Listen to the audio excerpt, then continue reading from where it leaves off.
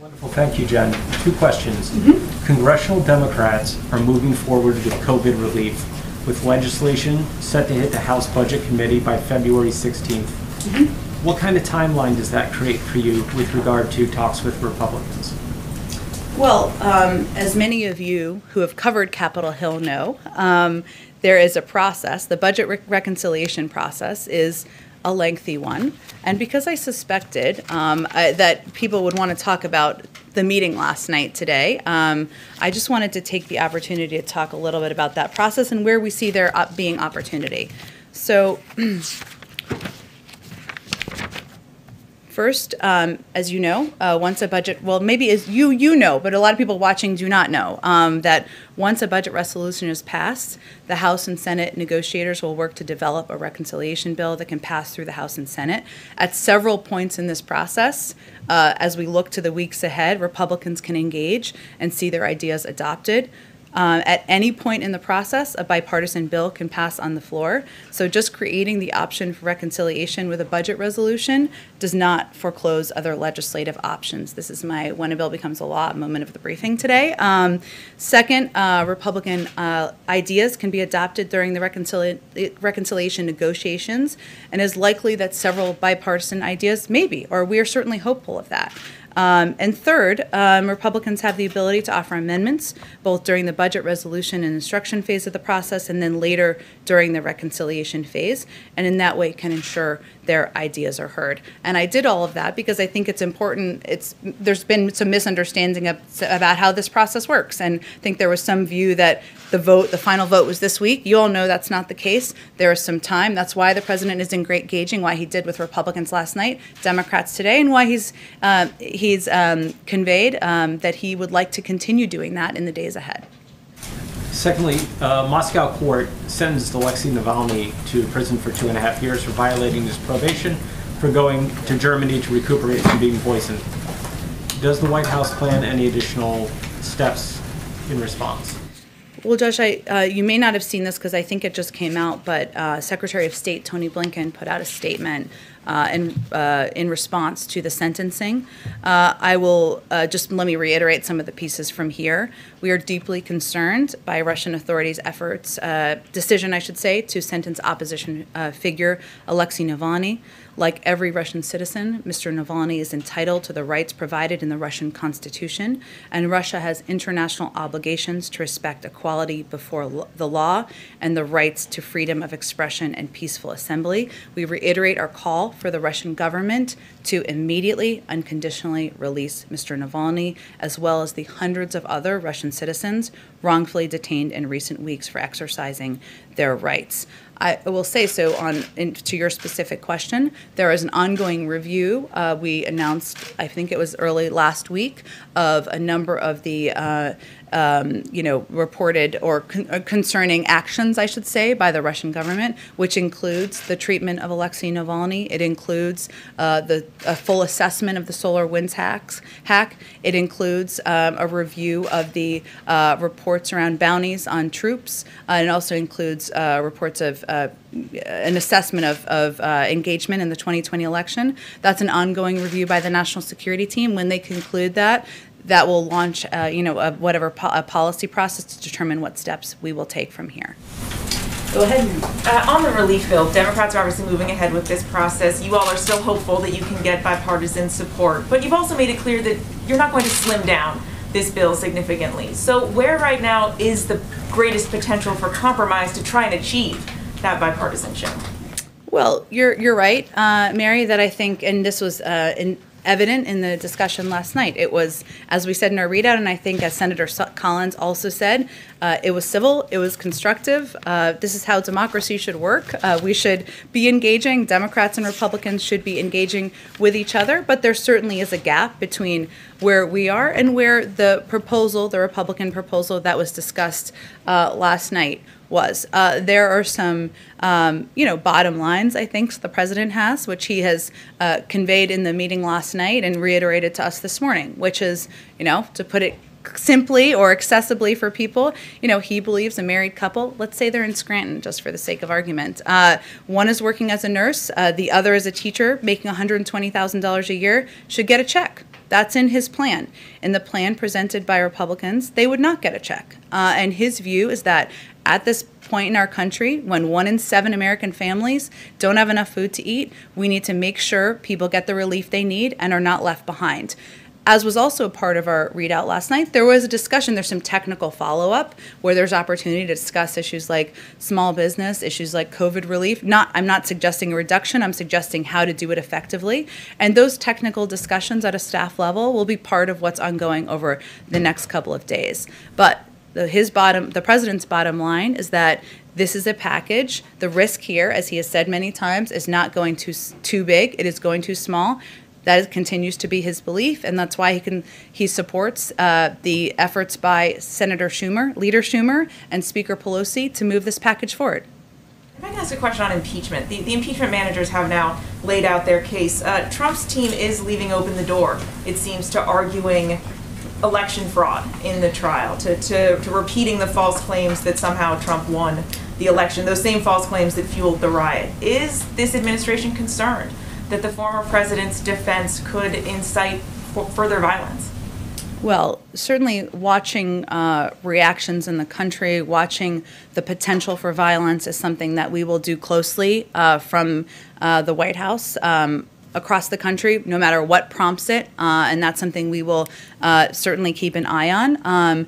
But I think in this case, as you know, there have been dozens and dozens of court cases that have been debunked. The President of the United States is sitting in the Oval Office, engaging and governing the country, and obviously we have moved forward even more than we were prior to the inauguration in proceeding and delivering on what the American people decided on in November. One quick one on immigration. Some reform advocates have criticized these actions for being reviews of certain programs, like the Remain in Mexico program, rather than cancellations. Why review and not reverse some of these programs? Sure. Well, part of our effort, Mary, is to assess the damage that has been done by the policies that were put in place by the prior administration. We want to act swiftly, we want to act promptly, but we also need to make sure we are doing that through a strategic policy process. And the president's commitment to immigration is indicative in the fact that he announced an immigration bill his first day in office, and that he has signed, and after this afternoon, a number of bills to overturn the immoral actions of the prior administration.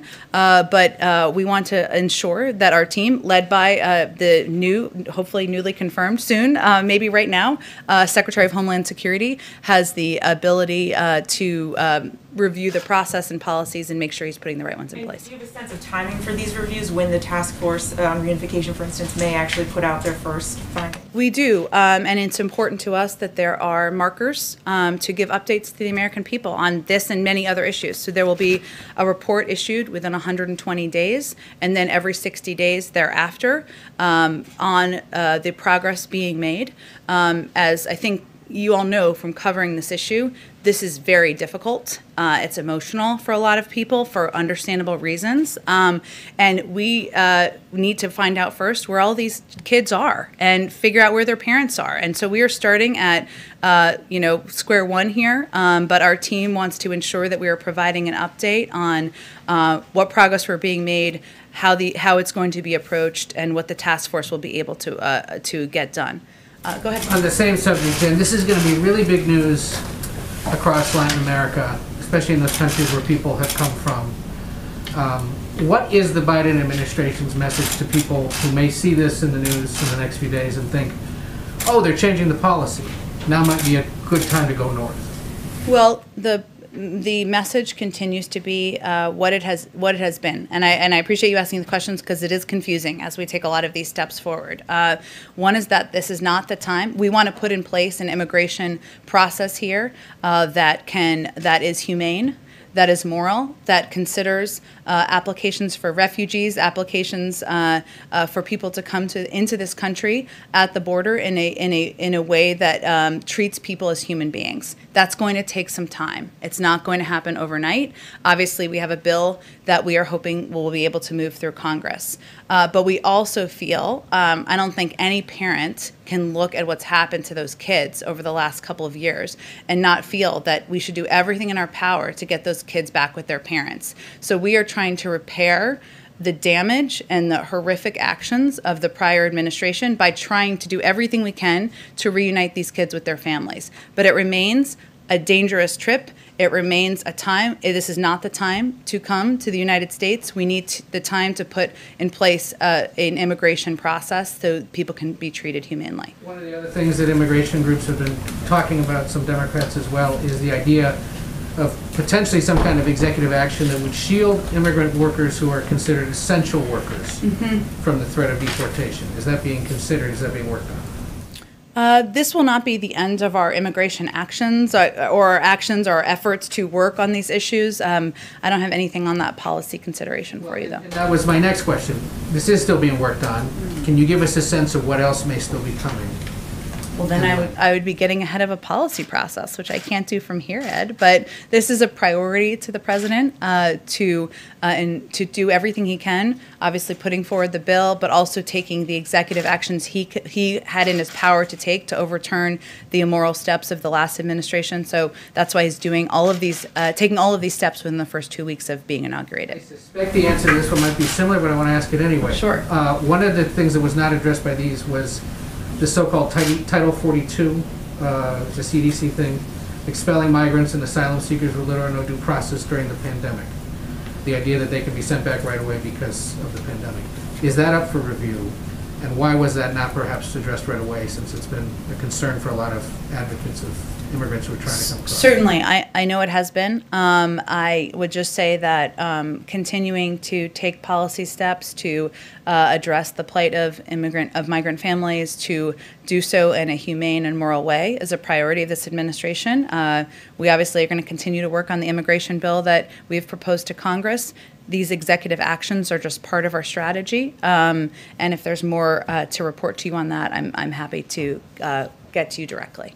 Go ahead. Can I follow up on the immigration question? The executive orders as that have been described so far don't actually change or raise the refugee cap, which, as you know, President Trump reduced substantially. Doesn't also order the immediate release of children from ICE detention. The president has said that that's something that should be done immediately. Why didn't he do it today? I think we're going to have more again soon in the coming days and weeks on more steps and actions that the president is interested in taking. So I'm just not going to get ahead of that right now. So you're saying he might still do it, but just isn't doing it immediately? Again, I was saying that there are additional steps the president will take, our policy teams will take, our experts will take to address immigration in a humane and moral way. There are also a number of steps that are under the purview of the Department of Homeland Security and Secretary Mayorkas, who, of course, as you know, his confirmation was a bit delayed. Some of those are going to be under his purview, and so I'd point you to them to also engage with on some of those questions. But there is more the president will have to share on refugees and other issues soon. May I ask whether the president has made a decision on keeping the scope of Space Force? Wow, Space Force. It's the plane of today. It is an interesting question. I am happy to check with our Space Force point of contact. I'm not sure who that is. I will find out and see if we have any update on that. Go ahead. Jen, a couple, start with COVID relief. Senator Manchin today put out a statement saying he was going to vote for the budget proposal, but made clear that his final vote needs to be on a proposal that's very targeted. He is opposed to the $15 minimum wage. Is the $15 minimum wage a must-have for this White House in any final package? Well, Phil, I should have also brought you up here to just talk about how a bill becomes a law, because I think you know. I have a 17-part reconciliation instructions question. Oh, good. I can't wait. We'll all tune in for it. You know, Phil, I think there are a lot of points of view as should not be a surprise to anyone, of different members of Congress. We respect all of them. We're happy to hear them. Hence, the president met with 10 Republican senators last night. But we're not going to negotiate from here or, frankly, in public about what is going to be in and out of the package. We want that to work through the legislative process that is ongoing now.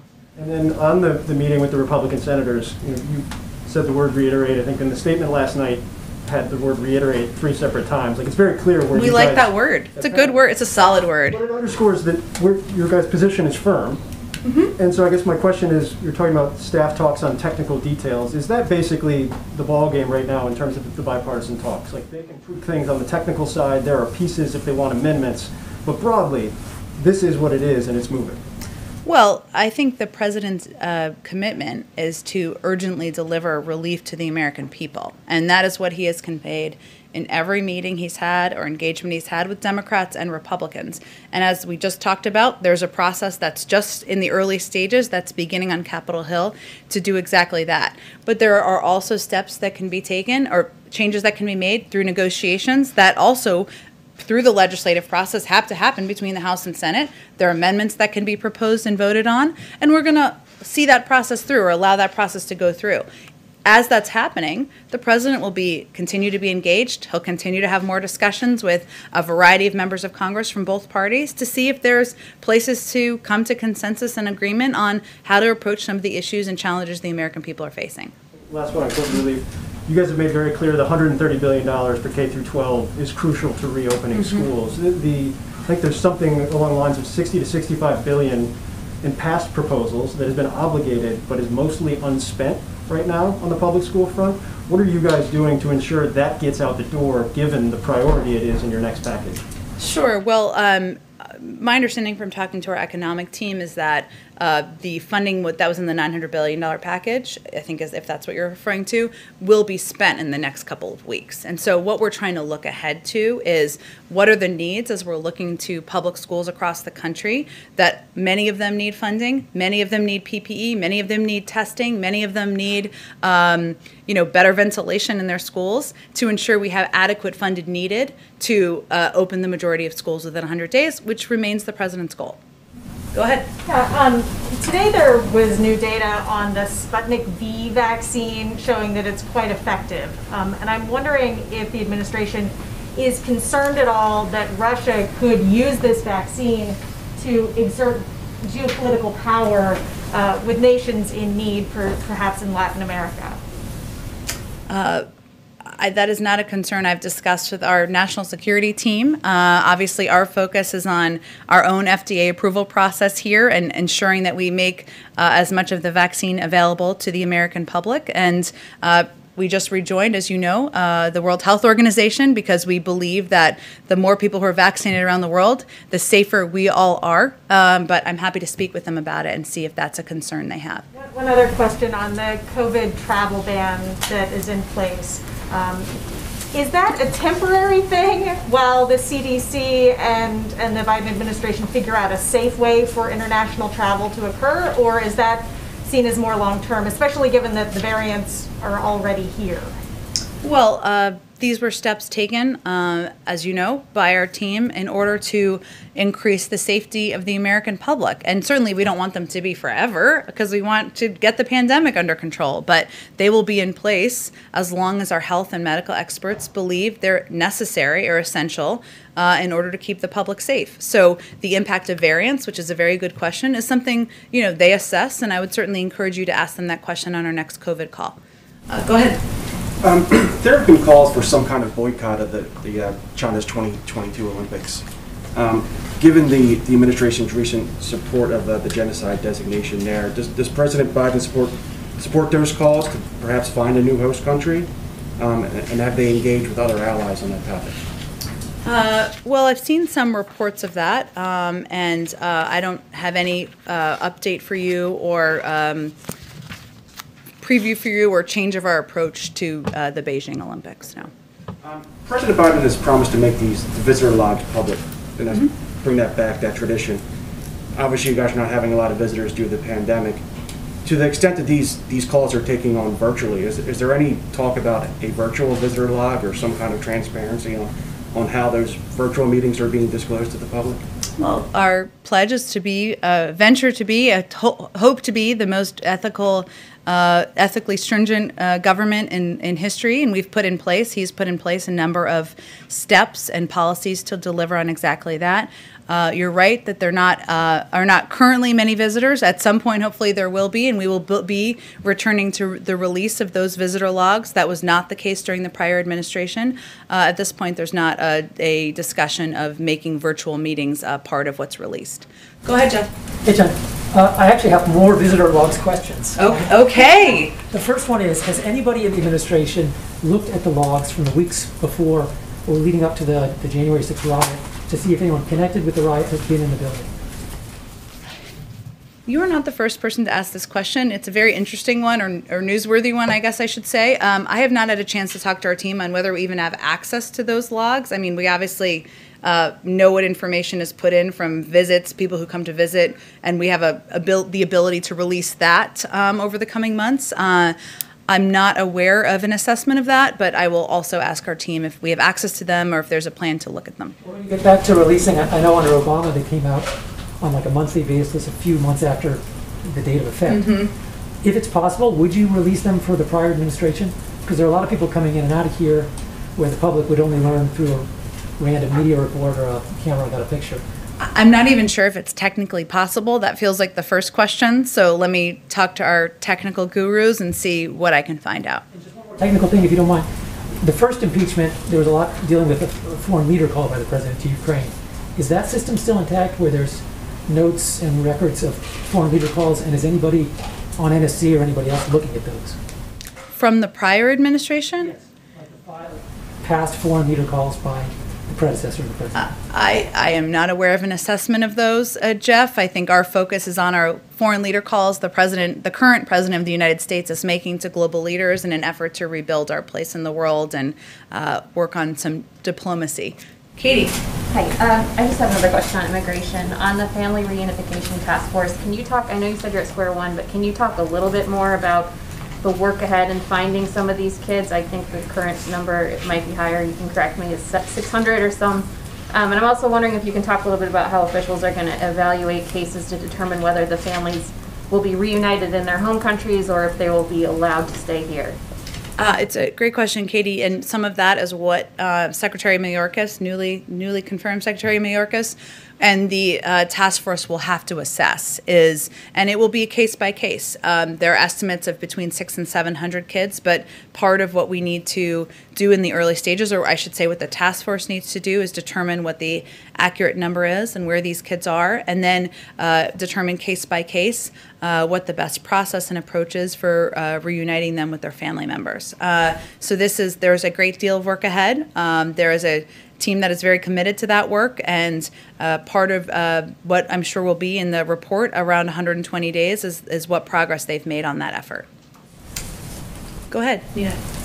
Does the president think cutting off aid to Myanmar's government goes far enough, or are you all looking at additional steps, and what might those be? Well, I think the State Department may have put a statement out, if I'm correct here, on the assessment made in the legal review that is calling the events in Burma a coup. So, and as you also know, and we talked about it a little bit here yesterday, but there was a releasing of there was some sanctions relief over the last several years because of steps that the government had taken toward democracy. There has been a rollback of those, and obviously looking at sanctions is a big tool that would certainly be assessed, and I think that would be the one I would focus on at this point in time. So, we haven't heard the president, we haven't seen a readout of the president talking to President Xi, and I was wondering if there's something scheduled or when that might be. It's been a couple weeks? Less than 2 weeks, actually. It may seem longer to you. Our approach to China and our approach to our relationship in China, with China, is strategic, obviously, and we are working to ensure that we are approaching that relationship from a position of strength. And that includes engagement with our allies and partners. A lot of those calls have happened over the last 10 days. Maybe that was a little Freudian there, the 10 weeks. 10 days, they will continue. And also engagements with Democrats and Republicans in Congress about the path forward. I don't have any call to predict for you at this point in time. Obviously, with Secretary of State Tony Blinken now confirmed, there are additional layers to engage with the Chinese, but we'll let you know when a call is happening and certainly have a readout for all of you as well. Sounds a lot like the strategy is not to talk to him at this time because you're talking about speaking to allies and making other calls first. Have they requested a call?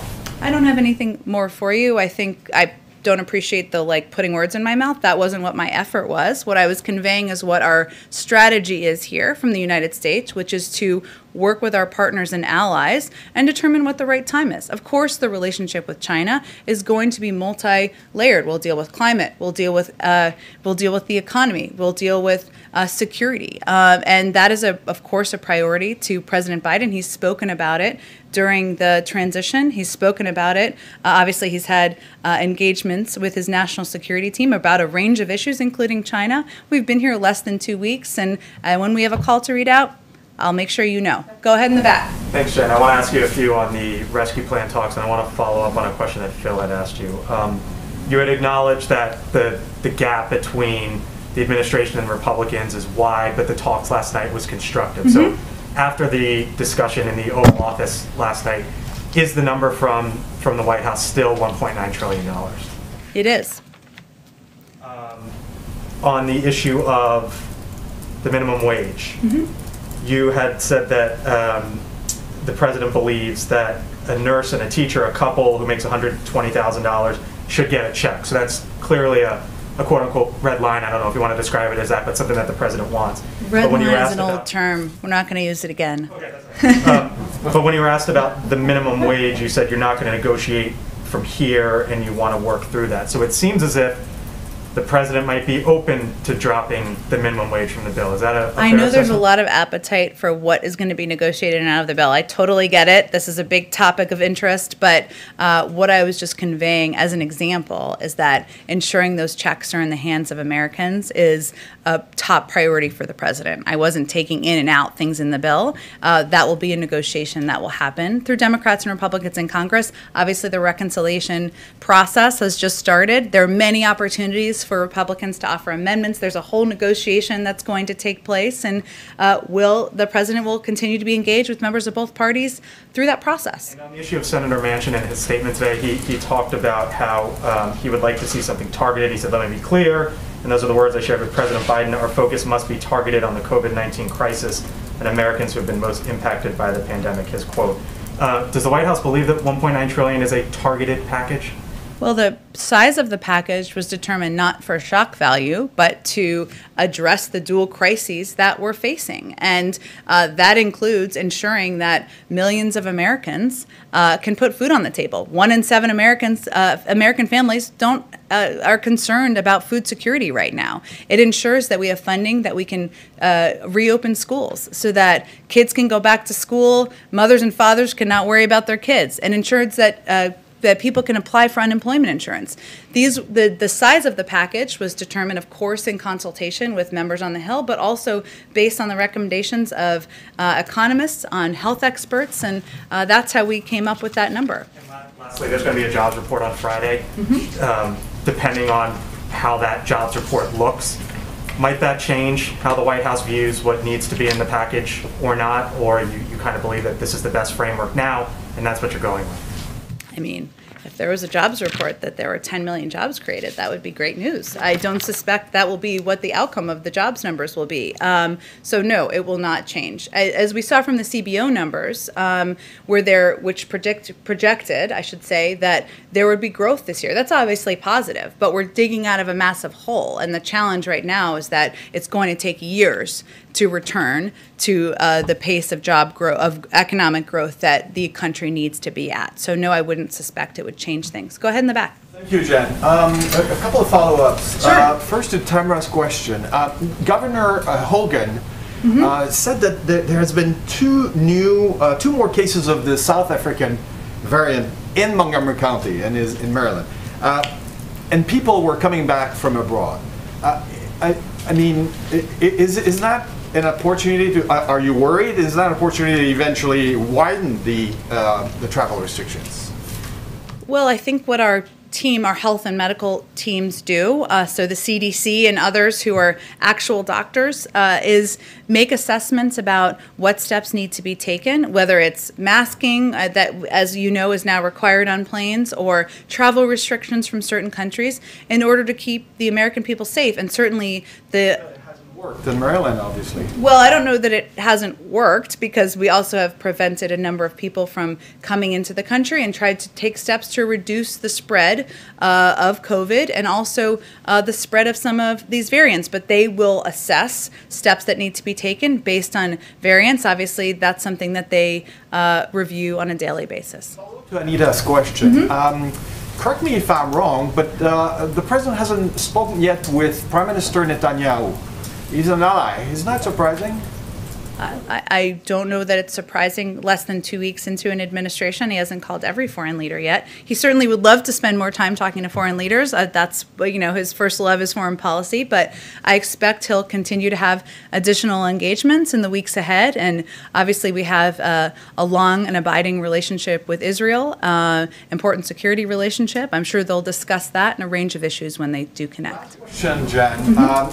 Since President Clinton and President Obama made Canada the destination of the first trip, can we expect the same thing from That was a very creative way of asking the first foreign trip question. I don't have anything to preview for you in terms of where the president will travel on his first foreign trip. I'm as eager as you all are. I love foreign travel. I will remind you that, you know, his first call was, of course, to the Prime Minister of Canada. So that is certainly affirmation of the importance of the relationship. Go ahead in the back. Yeah, thanks, Jen. One on immigration and one on jobs, if that's okay. Sure. So the president's third executive order, as I'm reading it, restoring faith in our legal immigration system and promoting integration of new Americans. Should visa applicants in the K1, the student E2 visa program, should they take this as a sign that they'll be granted travel waivers to return to the United States? I know you were asked about that last week. Yeah, I was, and it is still under review. Obviously, as we talked about a little bit last week, or I don't remember if you were here that day, but it was a question someone else asked, and married couples, as you know, are able to travel. There was a review of students and of couples who were not married. That review hasn't concluded yet. And then on jobs, given that Mayor, I guess now Secretary Buttigieg has been confirmed, when can we expect to see a detailed infrastructure plan given the potential for new job creation there? Well, we're going to officially invite Secretary Buttigieg to come to this briefing room and talk to you all about it whenever he has that to discuss, or even before then. He has been obviously working on getting confirmed, but I know he's eager to get to work, and we'll see when he has more specifics to lay out. The announcement today with respect to the vaccine, equity is a big part of that. Yes. You've been rolling out that previously. To what extent is international equity factoring in? Right now, the orders you have add up, if they all come through, which is admittedly a big if, to quite a bit more than the U.S. would need. What would you do with all that? And are you concerned that you might be boxing out less wealthy countries from getting earlier access to the vaccine? Well, that's certainly not our objective. The president's objective is to have as many vaccines. As you said, there's a lot of factors that could happen here that could prevent this from happening exactly as we've planned it. Freezers can break, trucks can break, snowstorms, as we've seen this week. We're fully aware of that. May our problem be that we have too many vaccines to put in the arms of the American people. That is not the current problem we're tracking, so that's what our first focus is going to be at this point in time. If that happens, will you distribute them to allies first on a needs basis? I certainly hope that's our challenge and our problem, and I'm sure we will be happy to discuss that if that is our issue. But as you know, we've also rejoined the World Health Organization. We want to have a seat at the table. It's important that our global community is healthy, not just our community in the United States, but we're going to focus first on ensuring the American people are vaccinated. Go ahead. Just another vaccine question. You mentioned you ramped up 16% distribution last week, and 5%. You obviously have the 1 million doses going out to the pharmacies as well. Jeff was talking about how this is a ramp up of Moderna and Pfizer. What kind of visibility are you getting into what's coming? Like, did you know the 15% was, or 16% last week was coming? Did you know the how long in advance do you know? Did we know we could plan to announce the new? Actually announce things and kick them into gear. Yeah, well, we're working on trying to be able to have that ability and that assessment. And as governors, I'm sure, will tell you, or have told many of you, that's also what they're looking at. So we're trying to get to a place where we know what's coming, so governors and local officials know what's coming to them, and they can assess where to distribute it in their states. The process is at the early stages, but our goal is certainly to have an understanding of when we'll be able to ramp up distribution to states. So, like on something like today, how many days ago did you know, okay, on Tuesday we can announce that on February 11th we've got 1 million doses going out to pharmacies? What's the turnaround on that? Well, that particular announcement has a couple of components, right? It's of course engagement with states and governors, and engaging with them is pivotal, but also with pharmacies and ensuring that they're able to do it. I mean, if you log on to CVS to do an appointment to get a flu shot, you want to know that the system is going to work. So there are a lot of steps in the process. I'm not sure how many days in advance we knew that it was full to go. Not many, but it takes a great deal of coordination to make sure governors are feel comfortable with the announcements being made, that we're fully coordinating with them, that they can explain to their public that, of course, pharmacies are just a part of what we're doing, right? It's not, 1 million doses is a lot. It is not going to vaccinate the entire country. We're going to ramp that up. So that leaves some onus on them to be able to communicate where where people can also get their vaccine. So that coordination is key as a part of it, several components in this one, but we don't usually sit on these announcements, so I don't think that long. Go ahead. Jen, Senator Schumer just came out and said that he had a, quote, really good lunch with the president and Secretary Yellen. He also said that the president told Republicans last night that the $600 billion was way too small. Does that track with with your understanding of what he actually said to them last night? Yes. I mean, the president has been clear that our risk is not having a package that's too big. It's having a package that's too small. And there have been public proposals, of course, by these senators and by others to split the package, to do a smaller package, and his view is that there are key components and funding that would be needed in order to ensure that millions of people have checks, in their hands, that we ensure people are getting those $1,400 checks, that we ensure that we are properly funding schools to reopen, that people can, we have the funding needed to get shots in the arms of the American people. So that is not a cheap endeavor, and one that, but those key components are all a priority to the president. Go ahead, Anita. I just wanted to follow up on the meeting last night. In the readout, and all that we've heard is about the relief bill. Did any other issue come up? It was quite a lengthy meeting, couple hours. I wondered if the president brought up anything, or if the senators brought up executive orders or other policy issues, or was it solely focused? It was focused on the American Rescue Plan, and they had a robust discussion about it. I don't have any more of a readout for you than what we provided last night. I know that, I think it was happening as we came out. I know it's happening right now, so I don't actually know, but we will put out a readout of it afterwards. And the goal was just to discuss the bill, yeah, but nothing else.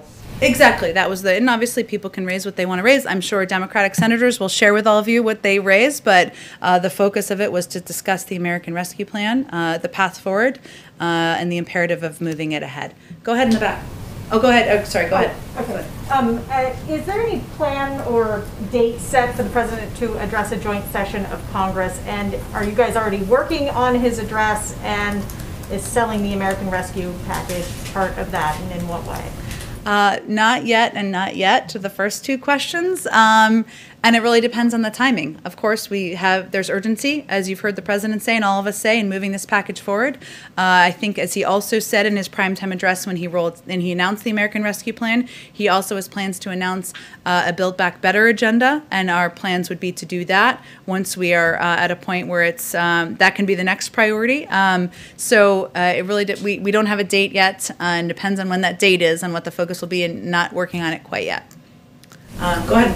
Yeah, so on the UAE aluminum tariff announcement, I know the president had insinuated that he wants to do a full review of former President Trump's tariffs before acting on any of those. And he, the president, or the former president, signed that out on December 31st.